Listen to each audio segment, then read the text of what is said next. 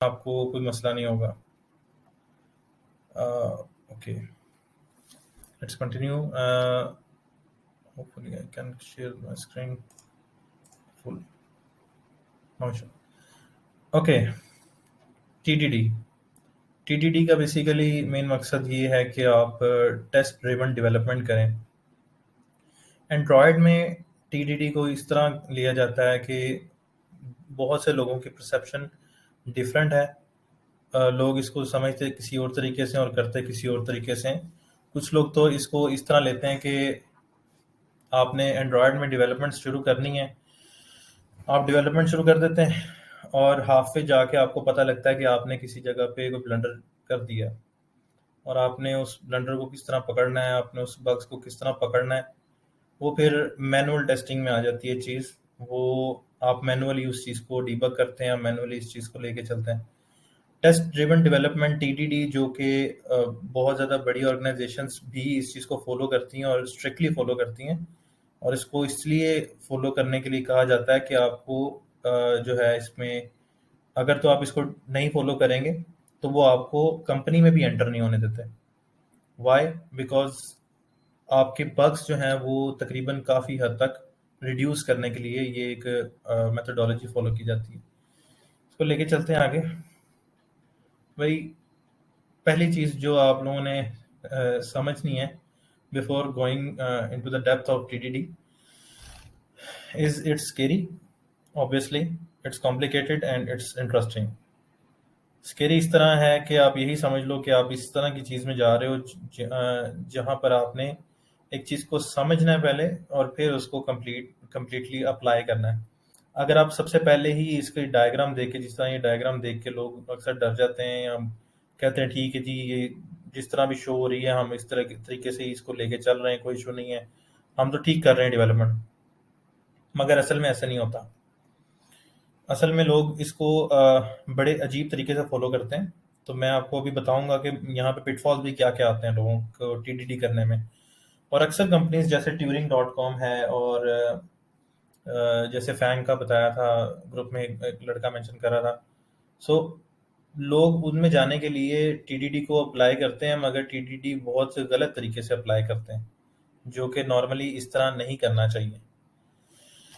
अच्छा, जो भी कंपनीज में आप जाना चाह रहे हैं, ऑब्वियसली जो बड़ी बड़ी कंपनीज हैं वहाँ पे मैंने आपको बताया कि आपको मास्टर करना पड़ेगा टीडीडी। तो start with the TDD, make a habit to write a test for every logic. ठीक है, आपने ये चीज़ मेक श्योर करनी है कि आपने जो भी लॉजिक इंप्लीमेंट करनी है, what ever the logic is about, आपने कोई एल्गो इंप्लीमेंट करना है, कुछ भी इंप्लीमेंट करना है, सो आप उसको पहले टीडीडी के थ्रू लेके चलो। अच्छा, टीडीडी है क्या? ठीक है, और हमें ये ज़रूरत क्यों इसकी इतनी पड़ती है कि हमें ये बिफोर द डेवलपमेंट और आफ्टर द डेवलपमेंट अप्लाई करने की ज़रूरत पड़ती है।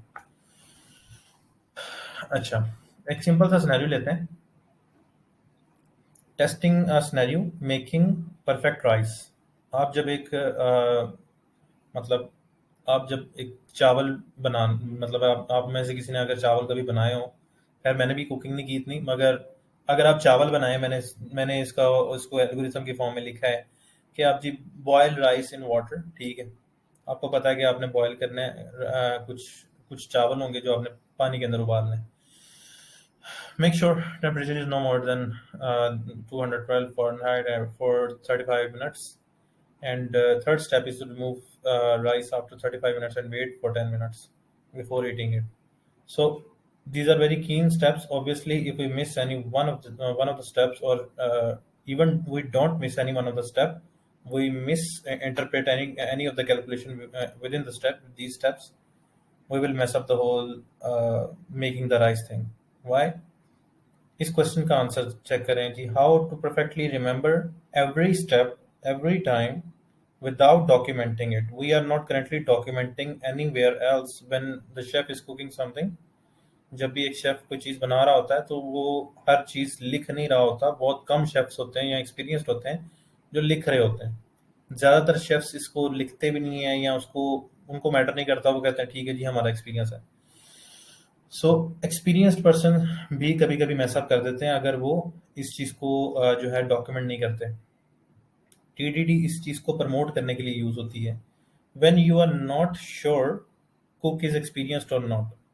आपने राइस बनाने, मगर आपको ये भी नहीं पता कि आपका जो कुक होगा वो एक्सपीरियंस्ड पर्सन है या नहीं है। ऑब्वियसली आपका कोड जो है वो कल को कोई जूनियर भी आके देख सकता है, कल को कोई दूसरा बंदा भी आके देख सकता है, और वो आपको बददुआ में दे। इससे अच्छा ये है कि आप उसको पहले से ही अच्छा जो है परफॉर्म करो। दूसरा ये कि आपने परफेक्टली अगर उसको रिमेंबर करना है या परफेक्टली इन स्टेप्स को फॉलो करना है। ऑब्वियसली ये तो बहुत सिंपल से स्टेप्स हैं। मैं अगर बहुत कॉम्प्लेक्स एग्जांपल भी लेता या 10 स्टेप्स या 20 स्टेप्स की, तो वो भी सेम, उसका बेसिकली कंक्लूजन सेम था कि आपको ईच स्टेप डॉक्यूमेंट करना पड़ता है कभी कभी, क्योंकि आप हर स्टेप फॉलो नहीं कर सकते किसी स्पेसिफिक एल्गोरिथम का अपने कोड के अंदर। सो डॉक्यूमेंट करने का बेहतरीन तरीका क्या होता है? डॉक्यूमेंट करने का बेहतरीन तरीका यही होता है कि हम उसको किसी जगह लिख लें, या ऑब्वियसली जो एक नॉर्मली आप यूनिवर्सिटी में करते होते हैं, आप उसको आपको एल्गोरिथम की क्लास में पढ़ाया जाता था कि आपने जी एक पेपर के ऊपर आप पहले उसको सॉल्व करें और फिर उसको इम्प्लीमेंट करें, something like that. So well, test driven development के बारे में आप देखते हैं कि बेसिकली ये होती क्या है। मैं इन नटशेल थोड़ा सा एक्सप्लेन करने की कोशिश करता हूँ, फिर इसको इन डेप्थ में लेके चलते हैं। नटशेल में ये है जी कि write a test for every logic. Obviously आपने टेस्ट राइट करना है every logic, just for the sake of obviously abstraction. अभी फिलहाल इसको अब यही समझेंगे, test is something that we need to write before even the logic part, right. मैं अभी एक्सप्लेन करता हूँ कि writing a test, what is writing a test, how am I saying that, how should you write a test, okay? Write a test for every logic before actually implementing it in your application code। आपने उस application के code के अंदर, obviously हम लोग Android की बात कर रहे हैं strictly speaking, testing different environments में भी होती है, तो मैं एंड्रॉयड की बात सिर्फ करूं तो आपने एक्चुअली इम्प्लीमेंटेशन अपनी एप्लीकेशन के अंदर करते हुए, एप्लीकेशन में activities, fragment, screens, view models, whatever, wherever you are trying to implement the logic, I'm not judging। So आपने जहाँ पे भी implement करना है, before actual implementation of your logic, you have to write the logic elsewhere। Obviously, even if you are writing in your notepad, आप अपने notepad पे भी राइट कर रहे हैं और आप अपने नोटपैड पे लॉजिक लिख रहे हैं, और लिखने के बाद आप उसको एग्जीक्यूट करते हैं तो वो बिल्कुल परफेक्टली एग्जीक्यूट हो रही है। आप देखते हैं, ड्राई रन करते हैं और वो बिल्कुल ठीक चलता है एल्गोरिथम, तो आप कहते हो okay. So this is one way of doing it, but without actually utilising the notepad. You have to utilize your code base for that as well। This is called a test driven development। Before even writing your application code, you have to write the logic part in a test। Okay, for example, generating the API response without actually calling an API। आपने API call करनी है, आपको API call करने के लिए, और using internet and passing it to dependent usages. आपको internet use करना पड़ता है, ऑब्वियसली आपने एपीआई कॉल करनी है, अपने सर्वर को कॉल भेजनी है, और सर्वर ने आपको कोई रिस्पॉन्स भेजना है, और आपने उस सर्वर की रिस्पॉन्स को मल्टीपल जगह जहाँ पे पास करवा के उसके डिपेंडेंट यूसेजेस से मेरा ये मुराद है कि आपने किसी स्क्रीन के ऊपर कोई आउटपुट शो करवानी है, आपने कोई लॉजिक डिपेंडेंट इम्प्लीमेंट करनी है या गो थ्रू करनी है, तो आप ये सारा काम जो है वो टीडीडी के थ्रू कर सकते हो। ठीक है, अगर आपको टीडीडी कंप्लीट आती है, टेस्ट ड्रिवन डेवलपमेंट आपको कंप्लीट आती है तो।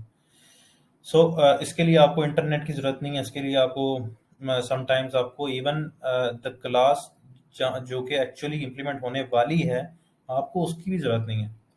ठीक है, कॉलिंग अ फंक्शन, ये भी एक एग्जांपल है। Calling a function to show list of milestones.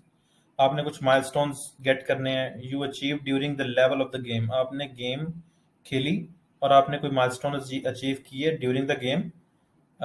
ठीक है, calling a function to show the list of milestones you achieved during the level of the game without actually going to play the game, simply mocking।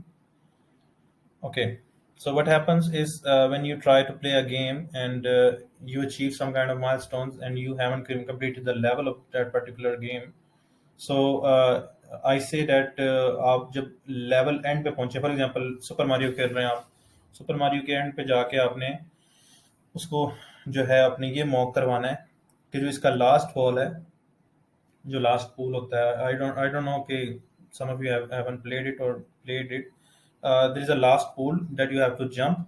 So we need to test that कि आप उसको jump करके कितना maximum और कितना minimum आप jump level उसका achieve कर सकते हो उस पोल का. सो अगर आपने ये चीज टेस्ट करनी है तो आपको कंप्लीट लेवल क्रॉस करने की जरूरत नहीं है. ऑब्वियसली ईच टाइम जब भी डेवलपमेंट में आप डेवलपर ईच टाइम तो नहीं हर चीज को टेस्ट करने के लिए करता होगा. So this is called mocking. You basically mock the whole achievement of the level and at the particular point और at the particular level of that game you can mock that particular step to debug that particular logic, right? So this is the whole concept of actually test driven development. Okay. Well, ancient programmers have pyramids for this stuff, you know. Well, हमारे पास जो पुराने क्या कहते हैं मंझे हुए developer जिनको कहते हैं उनके पास जो इसका तोड़ था उन्होंने इसका तोड़ इस तरह निकाला है कि भाई आपने पैरामिड फॉलो करना है. ठीक है. पैरामिड को फॉलो करने का तरीका क्या होता है? जब भी एक बंदा पैरामिड को चढ़ने की कोशिश करता है तो वो नीचे से चढ़ता है, ऊपर से नहीं चढ़ता. ऊपर से कभी भी एक इंसान ऊपर से किस तरह उसको क्रॉस करेगा. ठीक है. तो आप नीचे से शुरू करोगे. आप सबसे पहले ऑटोमेटेड यूनिट टेस्ट लिखोगे उसके. जब ऑटोमेटेड यूनिट टेस्ट ओके हो जाएंगे फिर ऑटोमेटेड कंपोनेंट टेस्ट लिखोगे, इंटीग्रेशन टेस्ट लिखोगे, एपीआई टेस्ट लिखोगे एंड देन जीयूआई या यूआई टेस्ट लिखोगे. And final step is actually manual session or whatever you are manually testing whatever the stuff you are trying to do. So what we do right now, जब आप शुरू करते हो इसको तो हम लोग ज़्यादातर इसको इस तरह परसीव करते हैं कि हम लोग इसको शुरू ही यहाँ से करते हैं. हम मैनुअली टेस्टिंग शुरू करना शुरू कर देते हैं. Manual testing is a good thing. you should do it before even doing this unit test. I know that, but obviously the whole purpose of test driven development is to write the test before doing the actual thing, right? So आपको manually testing जो करनी है आपको बिल्कुल and पे तभी आप कर सकोगे जब आपने एक्चुअली वो लॉजिक अपने कोड में या अपने प्रोग्राम में या अपने एप्लीकेशन में वो लिखी नहीं होगी. अभी फिलहाल आप अभी फिलहाल सिर्फ उसको टेस्ट कर रहे हो अपने पास एक टेस्टिंग एनवायरनमेंट के अंदर. So my recommendation is to obviously write the test first, then go through all of this particular stuff that I am talking about. So go from bottom to top here. Obviously all of these things need to be explained. I will explain it in a bit. इस पूरी presentation में मैं आपको overview दूंगा. कुछ चीज़ों का overview होगा, कुछ चीज़ों की डिटेल मैं बताऊंगा जिन चीज़ों की डिटेल आपको कंपनी में भी पता होनी चाहिए लास्ट में.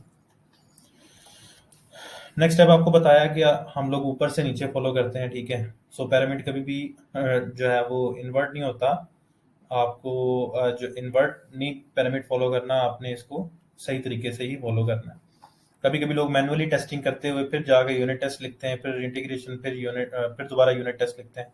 सो इस तरह कभी नहीं फॉलो करना. ये चीज़ बहुत गलत है. ये मेरा ख्याल है माइक पॉल ने इसका दिया हुआ है. इसकी कंप्लीट एक्सप्लेनेशन दी हुई है इसके आर्टिकल में. आप उसको जाकर देख सकते हो. मैंने सारे references at the end of presentation दिए हुए हैं. So well the next thing is unit testing. Unit testing में आपने अब यूनिट टेस्टिंग स्टार्ट होने वाली है. सो यूनिट टेस्टिंग में आपने क्या करना है जी, आपने मॉकेट 2 और जे यूनिट की कंप्लीट इंटीग्रेशन अपने पास करनी है. मतलब अपनी एप्लीकेशन में करनी है उसकी कंप्लीट डिपेंडेंसीज और whatever you need to do. No need to worry. I will tell you what you need to done, what needs to be done to get yourself set up for that. Okay. Well, everyone is maybe thinking that I should show you the code exactly, not all the explanation. You guys must have already read the whole explanation everywhere else in the internet. So let's go through the code.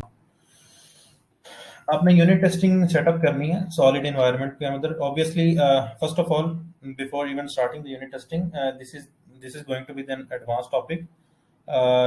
Testing TDD, testing through TDD is an advanced topic already.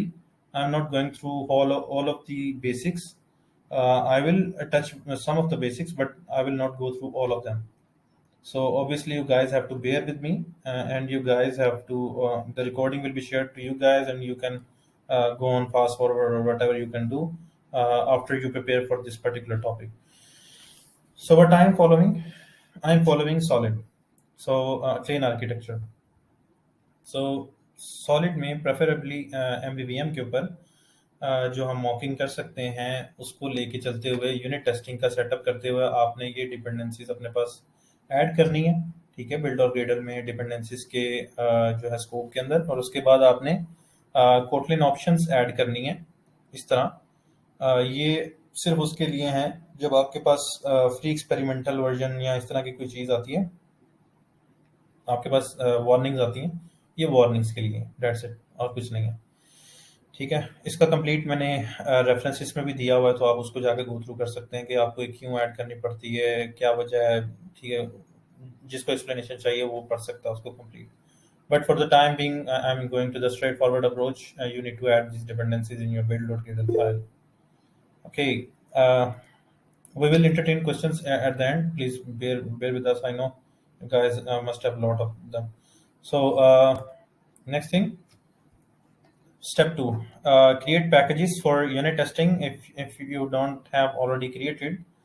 Obviously जब आप project create करते हैं तो आपका जो package है वो automatically unit testing and Android testing के लिए कंप्लीट पैकेजेस आपके प्रिपेयर कर देता है।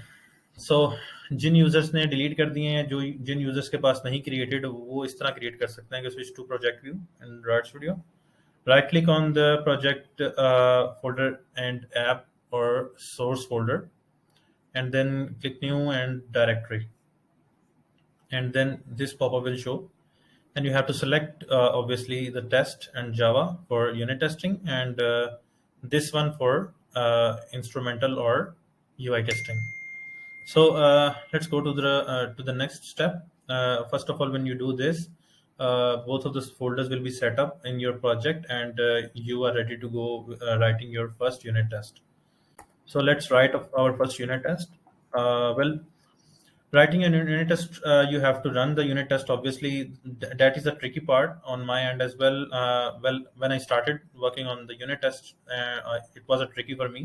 So that is why I'm explaining it in the slides. You have to run.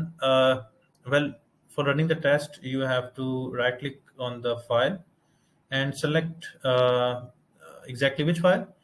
The file which is going to be your unit test file. Like example unit test, this is the class that I have created within the this one, within this directory, test / Java and / its source, right? So when I created example unit test, I'm going to run those tests. So I can run individual functions as well. I can run the whole class as well. So it's my choice. I can click on this button and I can simply run this particular test. Okay, well, this is it. These are the three things that we can do in unit testing. So let's go through with each of them. You can write quotes as well. Obviously, आप quotes write कर सकते हैं, आप completely इसको spaces के साथ लिख सकते हैं, quotes के साथ। फंक्शन का नाम इसमें मैटर नहीं करता, ठीक है। There is no convention followed here. So आप इस तरीके से भी सिंपली राइट भी कर सकते हैं, और वट एवर आप इसको स्पेशल करेक्टर्स भी राइट कर सकते हैं, मगर विंडोज़ के अंदर इसको इशू होता है। तो मैंने आपको पॉपअप भी दिखा दिया इसलिए कि विंडोज़ के अंदर इसका इशू होता है, मगर ये कम्प्लीटली मैंने विंडोज़ के अंदर ही कंपाइल किया है, तो ये रन हो रहा था। सो जो भी टेस्ट होंगे, मैं गूगल की ट्रुथ लाइब्रेरी यूज़ करता हूँ, ठीक है। असर्ट के लिए भी मैं जे यूनिट नहीं यूज़ करता असर्ट के लिए। इसके उसके साइड इफेक्ट्स हैं, इसके साइड इफेक्ट्स नहीं हैं। इसमें ज़रा ओपनली आप डायरेक्टली जो है वो असर्ट कर सकते हो, और काफ़ी ज़्यादा ऑप्शंस हैं। सो मैं इसको इसलिए प्रेफर करता हूँ गूगल की ट्रुथ लाइब्रेरी। ये कंपेटेबल भी है ज़्यादा आपकी कोर रूटीन्स के साथ, और जब आप इसकी इन डेप्थ में जाओगे। Okay, so this is the first step. We have successfully compiled our unit test, I guess. So the next thing is the mocking part of the MVVM. Well, आपका MVVM itself एक चीज़ नहीं है। आपका MVVM itself काफ़ी चीज़ों से जुड़ के बना हुआ है, ठीक है। मॉडल है, व्यू मॉडल है, और एक हिडन भी चीज़ है जो कि है रेपोजिटरी। मगर एक उससे भी हिडन है, वो है मैनेजर्स। ठीक है, आप मैनेजर्स राइट करते हैं, आप लोकेशन या आप रैपर्स राइट करते हैं अपने पास। So what about them? जो मैनेजर्स हैं, जो रैपर्स हैं, जो हेल्पर क्लासेस हैं, जो whatever you are saying them, जो भी हैं, आपने उनको उनको भी मॉक करना होता है। ठीक है। What is मॉकिंग exactly? मॉकिंग is basically आप किसी क्लास को उसकी फंक्शनैलिटी आप उसकी फंक्शनैलिटी को क्लोन करते हो, मगर एग्जैक्टली उसकी फंक्शनैलिटी से जो चीज़ एक्सपेक्टेड होती है, आप वो चीज़ उसको सिंपली रिटर्न करवा देते हो। फॉर एग्जांपल, अगर मैं ये चाह रहा हूँ कि ये फंक्शन जो कि गेट इमेजेस फ्रॉम फ्लिकर का फंक्शन है, ये नेटवर्क की कॉल करेगा, एंड नेटवर्क की कॉल करने के बाद एक स्पेसिफिक पेजिनेशन फोटोज का रिस्पॉन्स लिस्ट मुझे ये दे देगा। ठीक है। सो मैं इसको मॉक करवाना चाह रहा हूँ। अब मॉकिंग क्या होती है कि मैं इसको चाह रहा हूँ कि ये मुझे कुछ भी रिटर्न करे, I don't care, even if it returns me empty list. Obviously, I can return some kind of list here, but I'm just this is for the sake of example. I'm not even using this later on. Uh, आपने अगर pagination की list बनानी है और आपने pagination की list के अंदर आपने एक मतलब लिस्ट रिटर्न करवानी है, सो आप यहाँ पे लिस्ट रिटर्न करवा सकते हैं कोई भी, और आप उसको सिंपली टेस्ट कर सकते हैं इस मैनेजर को वहां पर इनिशियलाइज करके अपने यूनिट टेस्ट के अंदर। सो ऑब्वियसली जितनी भी मॉक्ड क्लासेस होती हैं, चाहे आप वो यूनिट टेस्टिंग के लिए बनाएं, चाहे आप वो एंड्रॉयड टेस्ट के लिए बनाएं, ठीक है, आपको वो ज़्यादातर मॉक क्लासेस आप जो है वो कॉमन प्लेस पे नहीं रखते। वो एंड्रॉयड टेस्ट की डिफरेंट रखते हैं एंड यूनिट टेस्ट की डिफरेंट रखते हैं। And one thing, unit test में आपके पास कभी भी किसी भी चीज़ की जो है ना वो आपको एंड्रॉयड की डिपेंडेंसी नहीं होती। What do you mean? I mean by that, अगर आपने कोई चीज़ कंपाइल करनी है यूनिट टेस्ट में, आपको इस चीज़ की ज़रूरत नहीं है कि आपने बेसिकली एंड्रॉयड के ऊपर स्पेसिफिकली डिपेंडेंट रहना है। Unit test is not entirely dependent on Android, so basically it runs very fast. It only depends upon the code that is written, in which language it is written on. So right now it is written in Kotlin. Kotlin is converted to Java code in the backend. So basically it's dependent only entirely on the Java code. So it's not dependent upon actually Android side, and it's Android ADB is not even needed in the process. So you obviously there is a side effects as well. You cannot obviously debug the shell commands of ADB within the unit test cases as well, and you cannot go through the context, or you cannot go through the views testing and something like that. You can only test the logic part in the unit testing. Okay. So I'm writing the unit test right now. I'm mocking the network API call within the unit test. So I'm creating this fake network manager within the my test unit test package. Okay, this is it. You can see I have written mock-it2. Mock-it2 is basically आपकी ये इस तरह की library है कि ये आपको किसी भी किस्म का जो ऑब्जेक्ट है ये उसको मॉक करके देता है। मॉक से मुराद ये कि आपको हाउ डू आई से इट, वेल, मॉकिंग आपको इस तरह देती है कि आपको उस फॉर एग्जांपल अगर लिस्ट है तो आपको लिस्ट एक एम्प्टी दे देगी। ठीक है, आपको उसका एक रिस्पांस चाहिए ही चाहिए, तो आपको कुछ ना कुछ उसका रिस्पांस देगी, आपको नल नहीं देगी। ठीक है। सो अगर आपने कोई चीज़ रिटर्न करवानी है, सो आप एक्सपेक्ट कर रहे हो, तो आप मॉकिंग उसकी कर सकते हो किसी भी किस्म के ऑब्जेक्ट की, चाहे वो लिस्ट हो, कलेक्शन हो, चाहे वो कस्टम ऑब्जेक्ट हो, चाहे वो what ever the case. Right now, I have written a very complicated example here. You can see that pagination list is here. So pagination list बनाना काफ़ी मुश्किल होता है। मैं obviously इसका लिंक भी शेयर करूंगा, मैंने किस रेपो से ये उठाया है, मेरी अपनी ही रेपो है। सो मैंने उसका लिंक भी शेयर किया है, और मैंने पेजिनेशन लिस्ट को किस तरह मॉक किया है, मैंने वहाँ पे सारा कंप्लीट जो है वो गाइड लिखा हुआ है। So you can go through that. Okay, the next thing, this is the basic example of API mocking. I'm not using the API mocking later on. So this is the only example right now for the MVVM API mocking. Next thing is MVVM movies solid repositories mocking. Well, repo mocking is somewhat complex. and most of the guys mess up during this repository mocking. Well solid का जो तरीका है मॉकिंग करने का repo का, वो थोड़ा सा डिफरेंट है. लोग इसको मॉकिंग इस तरह लेते हैं कि फॉर एग्जांपल अगर मैंने यूजर रेपोजिटरी की क्लास बनाई है या मूवीज रेपोजिटरी की क्लास बनाई है और उसके अंदर कंप्लीट लॉजिक मैंने इंप्लीमेंट कर दी है, सो लोग क्या करते हैं कि मूवीज रेपोजिटरी को ही जो है ना इसमें जाके मॉक कर देते हैं, मतलब उसकी ही फेक क्लास बना देते हैं जाकर अपने टेस्ट केसेस के अंदर, और उसको जो है ना उस लिहाज से टेस्ट कर लेते हैं कि मैं क्या आउटपुट एक्सपेक्ट कर रहा हूँ और क्या मेरी लॉजिक जो है आफ्टर प्रोसेसिंग मुझे वो आउटपुट दे रही है इस क्लास से. सो this is wrong. The solid way of doing it, and clean architecture way of doing it, is basically you have to create your abstract class for that, for your complete, you can say, well, the logical definitions, the logical, what do I say it? I don't remember it. Well, आपको जो definitions provide करनी है जिस signature की है, आपने वो signatures provide करने हैं अपने abstract के अंदर, एंड आपने वो एब्स्ट्रैक्ट अपने जो है रेपोज के साथ उसको लिंक करना है. For example there could be like favourite movies, there could be favourite movies repositories, there could be unrated movies repositories, underrated or IMDb movies repositories, whatever. So there can be multiple repositories, right?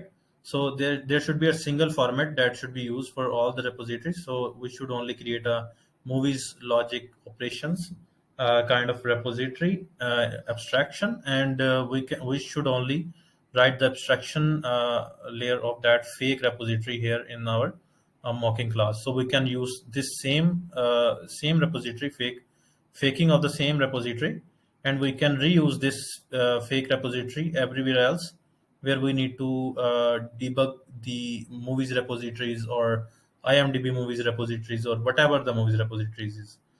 There could be thousands of movies repositories, right? So we can do whatever we want with this one class. I'm talking about mocking of this class. So original code ये है. इसकी जो parenthesis हैं वो आपको इस तरह मतलब नज़र आ रहे हैं कि मैं क्या क्या चीज़ें पास कर रहा हूँ. मैंने कोर रूटीन्स भी पास किए हैं, मैंने डेटाबेस रेपोजिटरी भी पास की, नेटवर्क भी पास किया, मैंने फैक्ट्री भी पास की उसकी पेजिनेशन की. सो कंप्लीट मैंने ये यहाँ पे पास किया, और मैं यहाँ पे उसको मॉक किस तरह कर रहा हूँ. मैंने सिंपली उसको उसके अंदर इसको मतलब एक्सटेंड किया इसके साथ मूवीज लॉजिक ऑपरेशंस के साथ, और इसको मैंने मॉक कर लिया simply, right. The next thing is well, this is the part where we are doing the mocking of repositories. The next thing is mocking of the view models. It's a little bit of tricky. Hopefully I can show you guys in the full screen or something. I don't think so. Let me check. Just a moment. No. Okay. Well, you can check on I guess the recording. Well, this is the class.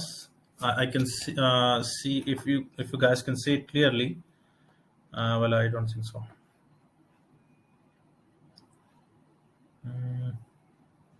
How do I do that?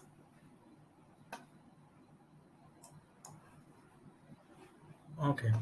Well, what can I do?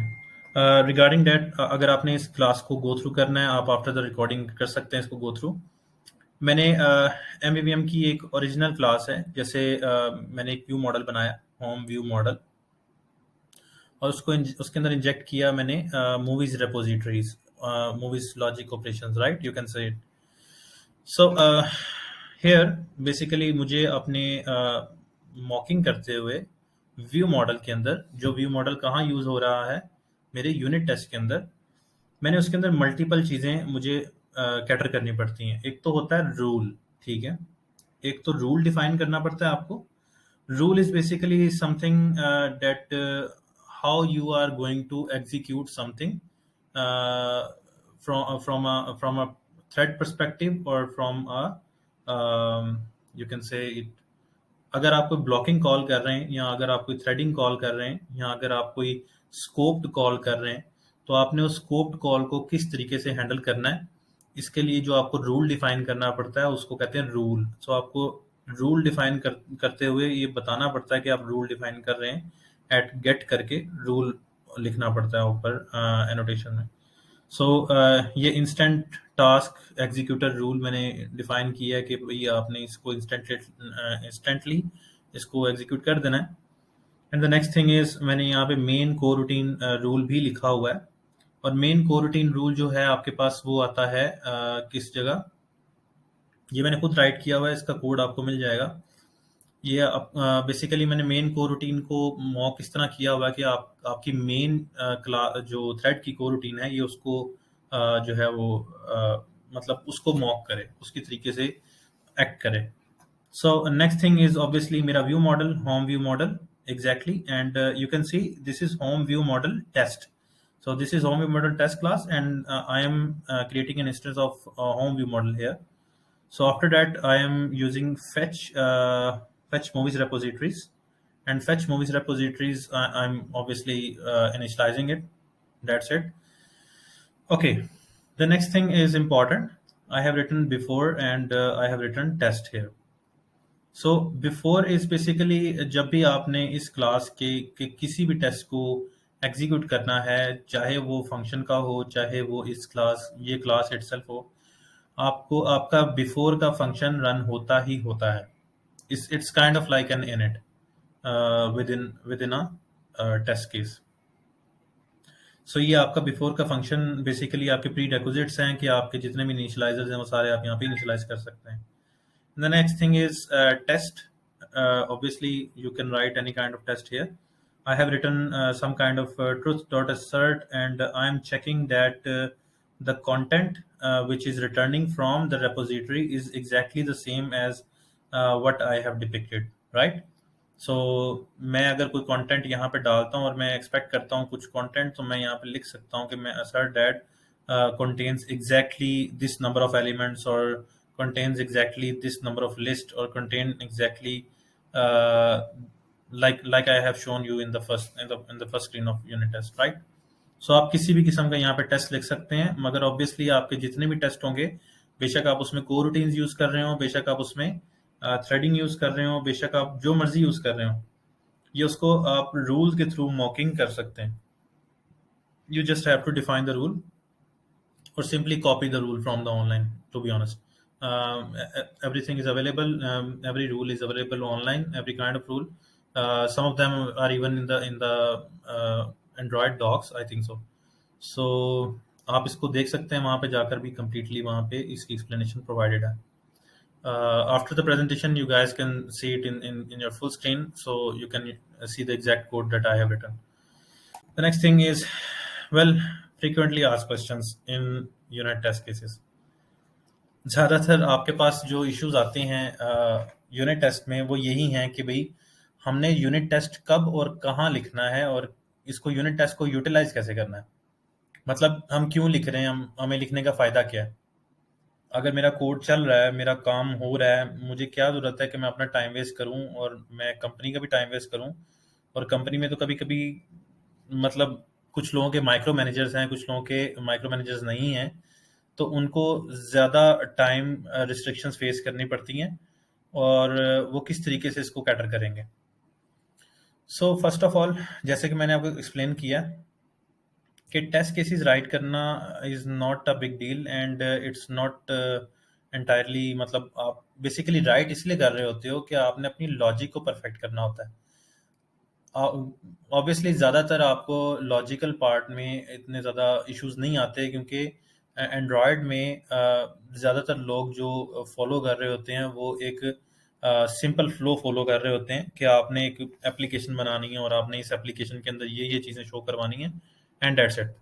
सो ज़्यादातर लोगों को calculations with in the application नहीं करनी पड़ती, मगर sometimes जिन लोगों को application के अंदर कैलकुलेशंस करनी पड़ जाती हैं, ठीक है, सर्वर से डाटा लाकर आपके पास खुद प्रोसेस करना पड़ता है, उन लोगों को एल्गोरिथम्स भी अप्लाई करने पड़ते हैं, उन लोगों को इस चीज़ को चेक भी करना पड़ता है कि ये एल्गोरिथम जो मैंने अप्लाई किया है ये मैं टेस्ट किस तरह करूँगा।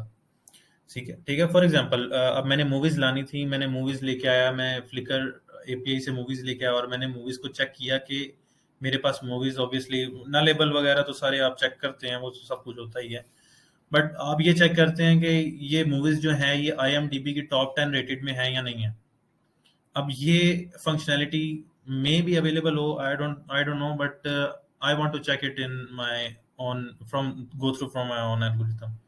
सो इसका एल्गोरिथम मैं राइट करूंगा, मैं आईएमडीबी की रेटिंग चेक करूंगा उसकी, ठीक है, और चेक करूंगा कि उसकी टॉप रेटेड जो मूवीज आई हैं, या एटलीस्ट मैं अगर टॉप रेटेड मूवीज की बात करता हूँ तो वो टॉप रेटेड सारी 8+ हैं या 7+ हैं, वट एवर। सो मैं 7 से ग्रेटर अगर मैंने सिंपली एक लॉजिक लगानी तो है ना, सो मैं एक सिंपलेस्ट लॉजिक लगाने के लिए भी मुझे एक प्रोसेस के थ्रू गो थ्रू करना पड़ेगा, और नेक्स्ट टाइम अगर मुझे सेम प्रोसेस के थ्रू गो थ्रू करना पड़े, सो मुझे ये टेस्टिंग करने के लिए आसानी हो, और मैं टेस्ट केस में जाके एक सिंपली मॉडिफिकेशन करूं और अपना सिनेरियो टेस्ट कर लूं, और अपना एल्गो टेस्ट कर लूं, और सेम एल्गो वहीं से कॉपी करके अपने टेस्ट केस से वहां अप्लाई कर दूं अपनी एक्चुअल एप्लीकेशन में, और वो ऑब्वियसली क्रैश नहीं करेगा, वो ऑब्वियसली बिल्कुल करेक्ट चलेगा, और मुझे उसके अंदर कॉन्फिडेंस होगा कि मेरा ये चलेगा बिल्कुल correct. Why? Because I have already tested it in my unit test, right? So unit tests are basically highly appreciated, and अब तो यूनिट टेस्टिंग के बगैर आपको हायर भी मेरा ख्याल है ज़्यादातर ऑर्गेनाइजेशंस नहीं करती, इवन द फ्रेशर्स आर। तो आपको यूनिट टेस्टिंग, और ज़्यादातर लोगों ने तो अभी obviously we are not going through the Bitrise और CI/CD है, मगर CI/CD पाइपलाइंस में भी वर्क फ्लोज के अंदर यूनिट टेस्ट ऑलरेडी रिटर्न होते हैं कि यूनिट टेस्ट आपके चलेंगे, और यूनिट टेस्ट आपके 100% ओके होने चाहिए। तो अगर आपने यूनिट टेस्ट नहीं लिखा होता किसी लॉजिक के लिए, या किसी टिकट के लिए, या किसी काम के लिए, तो वो आपकी टिकट पीआर में पड़ी रहती है, और वो उसको अप्रूव ही नहीं करते। सो ये भी होता है किसी किसी ऑर्गेनाइजेशंस में, ऑब्वियसली मेरी ऑर्गेनाइजेशन में तो होता है, आई डोंट नो कि what you about you guys. So let's go through the next one. I guess we will go through the questions of everyone else in the end. Well, the instrumental part. This is the tricky part, the trickiest part. Obviously, even the developers that write unit test are not entirely familiar with instrumental or UI tests. So yeah, I know, even मैंने जो unit instrumental और UI test start किए हैं, मैंने तकरीबन कुछ 3 साल पहले राइट करना शुरू किए हैं, पहले मैं भी नहीं लिखता था। सो बहुत लोगों ने इसको जो है वो इस तरह लिया था कि ये इतनी हैवी चीज़ नहीं है, और ये मैटर नहीं करती, but it matters a lot obviously. और ये कहाँ मैटर करती है ये भी मैं आपको गो थ्रू करके बताऊंगा एंड पर, मगर फिलहाल इसके यूसेजेस देखते हैं कि इसको यूज कैसे करते हैं। इंस्ट्रूमेंटल टेस्ट और यूआई टेस्ट में फ़र्क क्या होता है? वेल, ऑब्वियसली द फ़र्क इज सिंपल कि भाई मैंने अब इंस्ट्रूमेंटल के अंदर मॉकेट टू जे यूनिट वगैरह के थ्रू ही मैं टेस्टिंग कर रहा हूँ, जिस तरह मैं यूनिट टेस्ट के अंदर कर रहा था। Instrumental is basically the same thing exactly as unit test, it's just a simple thin layer written on the top of unit test, which is basically making sure that we can actually test the Android Android part as well. So what do I mean by Android part? I will go through that. अगर आपने UI test करने हैं तो आपने Espresso library use करनी है। Obviously there is a Robo Electric as well. There are other libraries as well. I'm not going through all of them, but I'm just going through the basics of the library that I'm using. UI test I'm going through the Espresso, and for the instrumental I'm going through the Mocket 2 and JUnit. Okay. So how do I include the instrumental, and how do I set up the instrumental or UI test? Well, that simple. Instrumental test के अंदर आपने exactly जिस तरह आपने unit test में किया, आपने ये डिपेंडेंसीज जो हैं ये डालनी है। कहाँ? ये आपने डिपेंडेंसीज कॉपी पेस्ट करनी है अपने उस फोल्डर के अंदर, सॉरी, build.gradle फाइल के अंदर, डिपेंडेंसीज के टैग उसके अंदर स्कोप के अंदर, एंड आपने ये लाइन ऐड करनी है कहाँ पर? एंड्रॉयड स्कोप के अंदर। Obviously this is important one, like this is the package name here of your application with where you are going to include the your test. Okay, So this is the whole implementation part of at the build or Gradle. You have to add the dependencies here. The next step is obviously to create your actual folders if you haven't created any yet. सो आपने same process follow करना है जो unit test के अंदर follow किया है, project view के अंदर स्विच करना है एंड आपने सोर्स के फोल्डर के ऊपर क्लिक करके न्यू एंड डायरेक्टरी के ऊपर क्लिक करना है एंड डायरेक्टरी के अंदर आपने एंड्रॉयड टेस्ट डीबग का फोल्डर जो जावा का है ये बनाना है. Next thing is actually writing the instrumental or unit test. So I have not written the instrumental or UI test myself. मैंने जो अपने पुरानी जगहों से गो थ्रू किए हैं, जो मैंने लिखे हैं या जो मैंने सर्च किए हैं, मैंने वो स्लाइड्स में आपको शो करवाने हैं, वही शो करवा रहा हूँ. So well this is the one. ये है एंड्रॉयड टेस्ट. एंड्रॉयड टेस्ट को इंस्ट्रूमेंटल टेस्ट भी कहते हैं. यूआई टेस्ट को भी कभी कभी एंड्रॉयड टेस्ट कहा जाता है, मगर इसको यूआई टेस्ट ही कहा जाता है for the sake of less complexity and complication obviously, because UI test और जो इंस्ट्रूमेंटल टेस्ट है वो या एंड्रॉयड टेस्ट है वो सेम जगह सेम जो है फोल्डर के अंदर टेस्ट किया जाता है, जो कि Android this one Android test debug folder. So आपने इसको जो इंस्ट्रूमेंटल का टेस्ट है वो इस तरह क्रिएट किया जाता है कि बेसिकली उसके अंदर जो चीज़ें टेस्ट की जा सकती हैं वो हैं एंड्रॉयड स्पेसिफिक ज़्यादातर. मगर अब मुझे एक चीज़ बताएं कि अगर आपने कभी एंड्रॉयड के अलावा कोई ऐसी चीज़ टेस्ट करनी है जो आपने खुद बनाई है, आपने कस्टम व्यू बनाया है या आपने कस्टम व्यू नहीं भी बनाया, आपने अपनी XML बनाई है और आपने अपनी XML के अंदर कोई स्पेसिफिक टास्क परफॉर्म करवाने हैं या करवाए हैं, सो आपने वो व्यू बनाया है, एंड्रॉयड ने नहीं बनाया. So and by saying that Android की टेस्टिंग इंस्ट्रूमेंटल है, वो मैं ये कह रहा हूँ कि आपने जो कॉन्टेक्स्ट वगैरह डालना है या जो आपने फॉर एग्जांपल आपने एंड्रॉयड डिपेंडेंट कोई चीज़ टेस्ट करनी है, नोटिफिकेशन टेस्ट करना है, आपने व्हाटएवर आपने बेसिकली ब्रॉडकास्ट रिसीवर टेस्ट करना है जहाँ पे कॉन्टेक्स्ट पास हो रहा है, सर्विस टेस्ट करनी है, तो आप वो चीज़ें टेस्ट कर सकते हैं अपने इंस्ट्रूमेंटल टेस्ट के अंदर नॉर्मली. बट आपको यूआई टेस्ट राइट करने पड़ेंगे. किस चीज़ के लिए? वो आपको राइट करने पड़ेंगे अपने किसी भी व्यू को टेस्ट करने के लिए या व्यू की ऑटोमेशन को टेस्ट करने के लिए. What do I mean by view automation? Well, view automation में जो आपकी चीज़ एक मैटर करती है वो ये है कि आपने इसको किस तरीके से व्यू के अंदर जो है वो परसीव कर रहे हैं और इसकी एक्चुअल आउटपुट में ये किस तरीके से शो हो रही है या आपको किस तरीके से नज़र आ रही है. सो इसको किस तरीके से हम चेक करते हैं वो ऐसे है कि फॉर एग्जांपल मैं कहता हूँ कि मेरे API कॉल से लिस्ट आ रही है मूवीज़ की, एंड मूवीज़ की लिस्ट में मैं शो करवा रहा हूँ कि अगर तो मूवीज़ की लिस्ट एम्प्टी है तो मुझे एम्प्टी लिस्ट का एक टेक्स्ट व्यू शो हो जाए, और अगर नहीं है तो मुझे सिंपली लिस्ट शो हो जाए. So this is the basic example of the unit UI test. So अगर मैं इस स्पेसिफिक लॉजिक पे मतलब एक लिस्ट की लॉजिक पे डिपेंडेंट हूँ, obviously I can write the unit test case as well without actually passing the all context and views as well. I can just test that अगर तो ये list empty नहीं है, so show the list and show the specific text view or show the list exactly.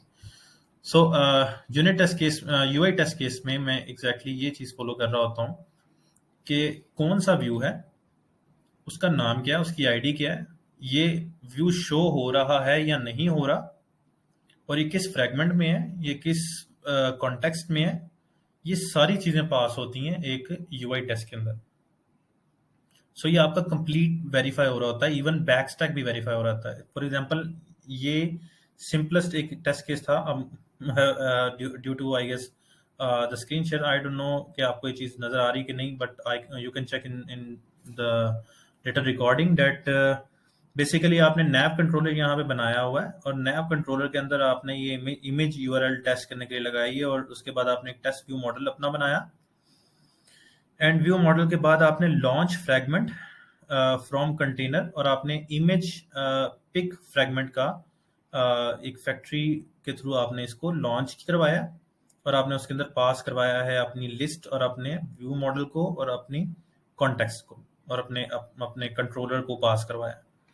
सो यहाँ पर line number 58 के अंदर या 68 के अंदर आई, 58 के अंदर on view with ID r.id.rv images, अगर तो ये इसने इस व्यू के अंदर परफॉर्म किया है क्या एक्शन कि अगर ये क्लिक करता है और ये इस क्लिक को करता है तो फिर आपने क्या परफॉर्म करना है, ये वेरीफाई करे कि इस क्लिक के बाद मैंने इसको पॉप बैक स्टैक करवाना है। ठीक है, सो मैं ईच एंड एवरी स्टेप को यहां से एग्जीक्यूट भी कर सकता हूं और उसको टेस्ट भी कर सकता हूं कि मैं इस बटन के ऊपर इसको बैक पे लेके जाना चाह रहा हूं, सो ये बैक पे जा भी रहा है या नहीं जा रहा। अगर तो नहीं जा रहा तो मुझे यहीं पे मेरे टेस्ट को फेल कर देगा। सो कितने मजे की चीज है ये कि अगर आपने कोई चीज फॉलो करनी है और आपने उस चीज को उसका कंप्लीट फ्लो राइट करना है, फिर काफी कॉम्प्लेक्स व्यूज भी आपने बनाए होंगे अपने ऑब्वियसली एक्सपीरियंसेस में, आप लोगों ने बनाने भी हैं आगे। सो आप जब व्यू बना रहे होते हैं तो जो कॉम्प्लेक्स व्यूज होते हैं उसमें आपको श्योर नहीं होता कि ये एक्चुअली ये काम ये करेगा या नहीं करेगा, जो आपने कोड लिखा है। So what do you do, आप एक अडॉप्टर राइट करते हो, आप एक लिस्ट व्यू राइट करते हो, वट एवर, या आप रिसाइकलर व्यू राइट करते हो और आप उसको बार बार रन करके देखते हो कि इसमें एरर तो नहीं आ रहा। और ये हमारा बेसिकली एक बिगिनर तरीका होता है कि आप एक चीज को बार बार देखो कि अगर तो कोई साइंटैक्स एरर नहीं आ रहा, अगर तो कोई साइंटैक्स कोई इशू नहीं है, सो होपफुली जो मेरा एक्सपीरियंस है उस लिहाज से ये चीज बिल्कुल ठीक चलेगी।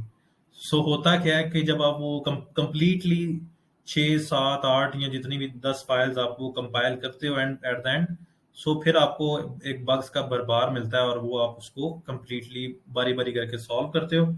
और जब सॉल्व कर लेते हो तो उसके बाद फिर आपका वो काम एक्चुअली होता है।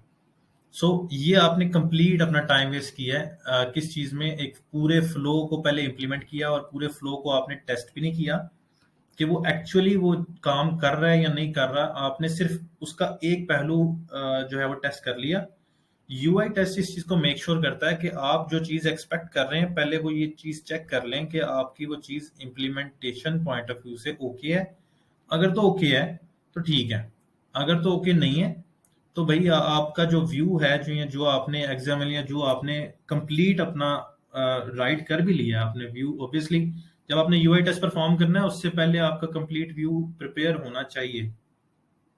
मैं ये नहीं कह रहा कि यूनिट टेस्ट की तरह UI test without the writing the code आप इसको कर सकते हो।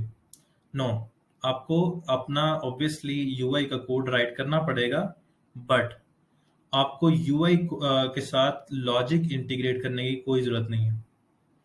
जिस जिस जगह पे जो जो चीज नेसेसरी है आप सिर्फ वो चीज राइट करें। जिस टेस्ट केस को आप फॉलो करना चाह रहे हैं, जिस जिस सिनेरियो को आप टेस्ट करना चाह रहे हैं, उस सिनेरियो को का कोड राइट करें और उस सिनेरियो का फंक्शन राइट करें अपने यूआई टेस्ट के अंदर, और उस फंक्शन को पहले टेस्ट करें। अगर वो फंक्शन ठीक चलेगा उस सिनेरियो के अंदर, फिर सेम कोड वही अपने अपने यूआई या अपने यूआई या मॉडल लेयर के अंदर अपने उसको जिस तरीके से भी आपने इंटीग्रेट करना है एमवीवीएम के अंदर, आप उसको इंटीग्रेट कर सकते हैं।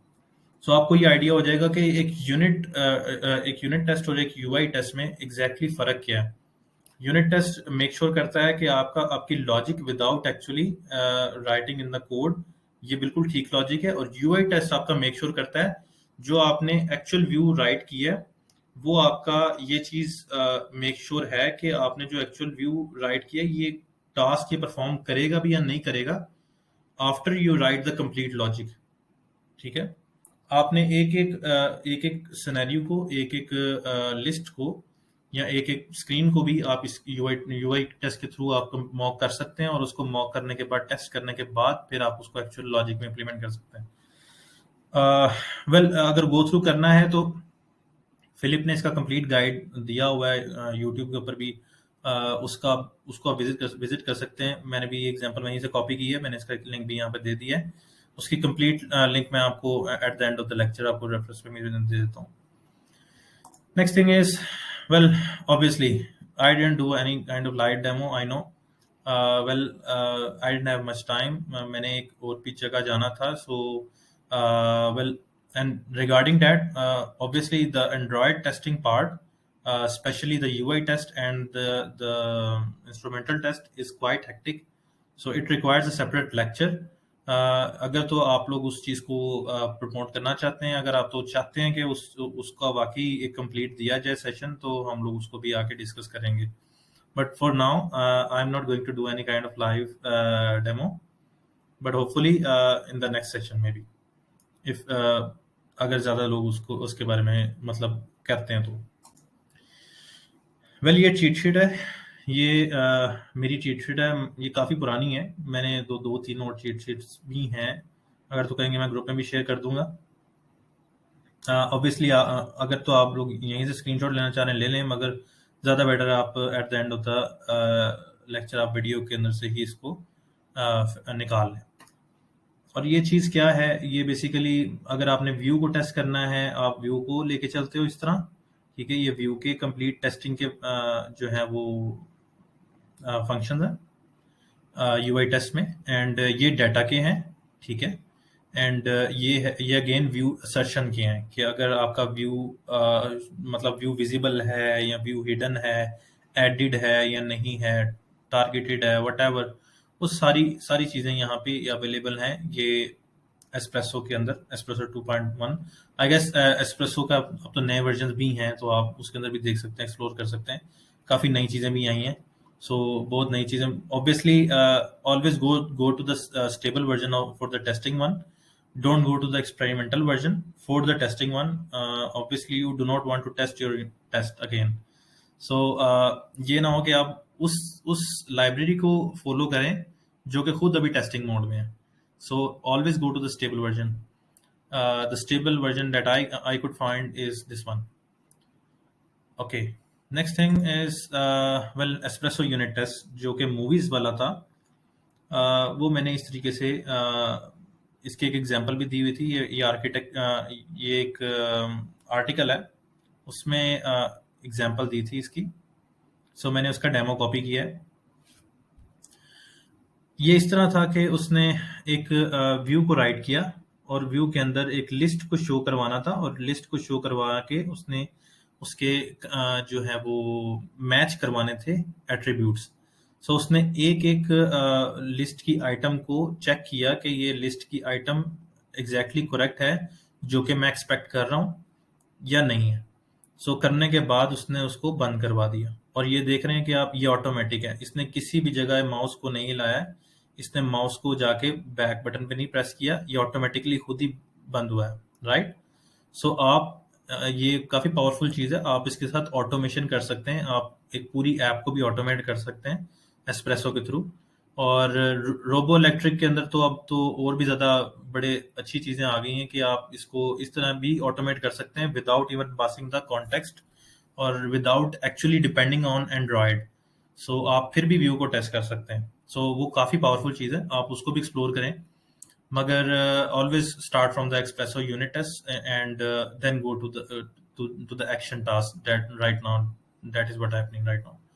Okay, well, the last thing is always start by writing unit test. The conclusion is always start by writing the unit test for logic before implementing an application, and then build the UI, then write UI tests. Obviously, TD is not TD does not give 100% error prone code, right? TD फिर भी make sure नहीं करता कि आपका 100% error prone code होगा. Why? Because it reduces logical errors, but logical errors reduce करता है, ये entirely ख़त्म नहीं करता. Logical errors हमेशा रहेंगे. Obviously ये आप कभी नहीं कह सकते कि logical error remove हो जाए. Why? Because होता ये है कि sometimes 2 plus 2 अब बड़ी simplest example है. 2 plus 2 एक बंदा कहता है नहीं इसको अगर स्ट्रिंग्स में ऐड करेंगे तो ये तो 22 होगा, और अगर ये इंटीजर में ऐड करेंगे तो ये 4 हो जाएगा. सो मैंने तो बस ये कहा ना कि 2 plus 2. So I don't know कि what is the exactly user expecting, it's 22 और इट्स 4. सो सो ये इस तरह होता है, आपको नहीं पता कि लॉजिकली आप इसको किस तरीके से परसीव कर रहे हैं या एक्चुअली यूजर इस चीज को किस तरीके से परसीव करना चाह रहा है। सो लॉजिकल एड्स रिमूव नहीं हो सकते सारे, मगर रिड्यूस हो सकते हैं। तो रिड्यूस करने का तरीका टीडीडी है, हम इसको टीडीडी को फॉलो करें, एटलीस्ट इसके यूनिट टेस्ट तो फॉलो करें। Okay, the next thing is references. These are the references. You can screenshot this as well. मैंने जो लेक्चर भी प्रिपेयर किया है एंड जो इसमें 2 रेपोज हैं वो मेरी हैं, आप इसको गो थ्रू कर सकते हैं। मूवीज रेपोजिटरी जाके गो थ्रू कर सकते हैं, चीट शीट जाके गो थ्रू कर सकते हैं, ठीक है। और टेस्टिंग गाइड चेक कर सकते हैं फिलिप सिल्वा का, इसने काफ़ी अच्छा लिखा हुआ है और आप इसका कंप्लीट फॉलो करें, इसको चेक करें अगर तो आप इंटरेस्टेड हैं यूआई टेस्ट में। सो इसने काफ़ी अच्छा इंस्ट्रूमेंटल टेस्ट के ऊपर गाइड लिखा हुआ है। और वेल फिलिप का भी अच्छा है, मगर फिलिप का काफ़ी पुराना है, तो आप इसको देख लें अगर तो आपने बिगिनर लेवल पे शुरू करना है। Okay, for the core routine experimental part is this one. GitHub का इशू है, इसको भी इसने काफ़ी अच्छी कमेंट मतलब दी हुई है। उसने एग्जैक्टली बताया कि आपको बिल्ड और ग्रेडल में क्या क्या चीज़ें ऐड करनी पड़ती हैं to bypass the experimental check. Okay, well, finally, any questions?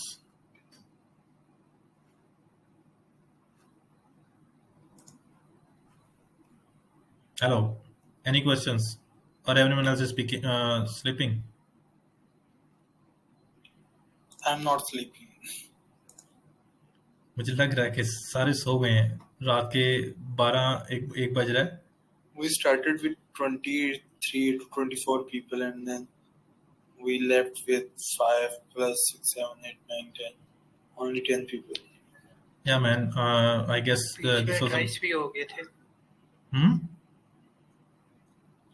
Well, 28 लोग भी हो गए थे, लेकिन हाँ रात ज्यादा हो गई है। मुझे आई गेस ये नजर आ रहा था कि सर मेरा क्वेश्चन है कि सर मेरी कंपनी में सर बस ये कंसीडर किया जाता है कि काम होना चाहिए, और काम इन द सेंस के उन्होंने मुझे कोई लेट्स अज्यूम के 18-20 स्क्रीनें दी हैं और Okay. वो जो लीड है वो अज्यूम कर रहा है कि ये काम तो 3 दिन में हो जाएगा, और वो मुझे जो टेम्पलेट दे रहे हैं उसमें रिपोजिटरी भी मेंशन नहीं है। और रिपोजिटरी मेंशन नहीं इन द सेंस के वो एमवीवीएम तो कर रहे हैं फॉलो,